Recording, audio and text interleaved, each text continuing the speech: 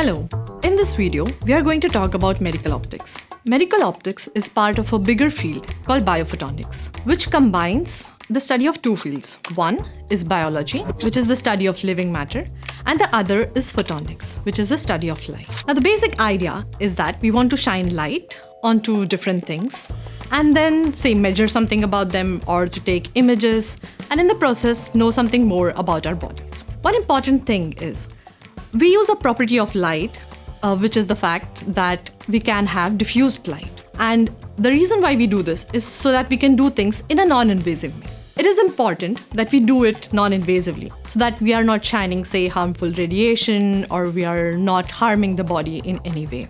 We use these properties of light to build devices which can do several different things, like measure the brains of the babies or adults, or we can use them for scanning for cancers, or we can also convert them into these tiny little wearable gadgets which can be put on people which are doing exercise and understand much more about our bodies. Now that you know what medical optics stand for in general, let me summarize it a little bit deeper by looking into 4 aspects of it, and then I will explain you what we measure briefly. To achieve all the goals that you have heard for medical optics, we rely on 4 properties. One, that the photons can travel deep into the tissues, passing the biggest barrier, the skin, and reaching the organ of interest. Once there, they interact with something in that organ, and then the photons can come out and I can detect them. This needs to be properly understood by proper physical modeling, and proper algorithms has to be in place to recover the information from them. Second thing is that it should carry relevant information. Just because a physicist like me tells you that it's interesting to do this work doesn't mean that there's any real clinical or biological interest.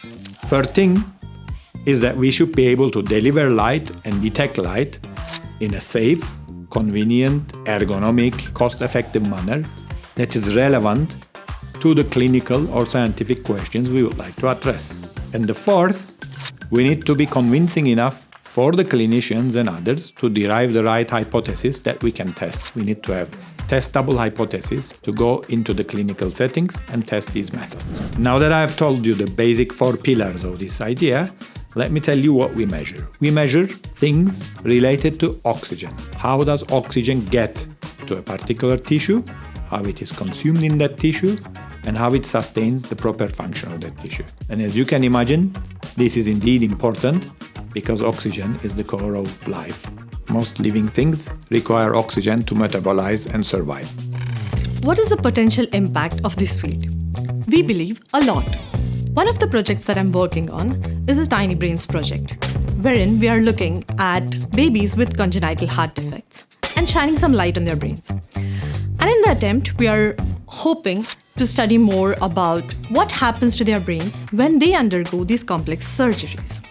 That is, we are doing neuromonitoring. And we hope that we will be able to tell the doctors something more about what can or cannot go wrong with respect to the brain when these surgeries occur, and hopefully prevent them from doing something that may cause harm to the brain.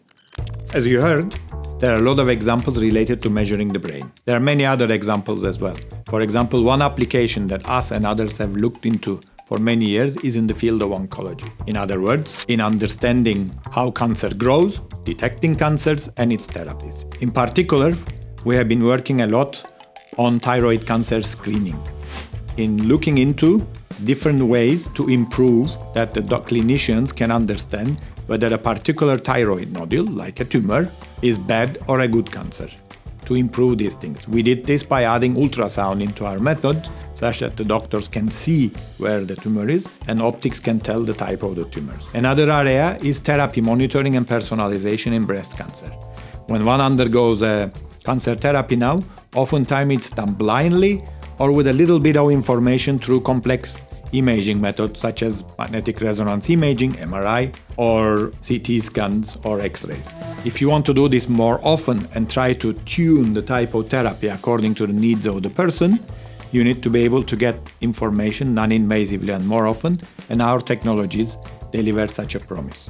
In this video, we have given you an idea of the importance and impact of medical optics.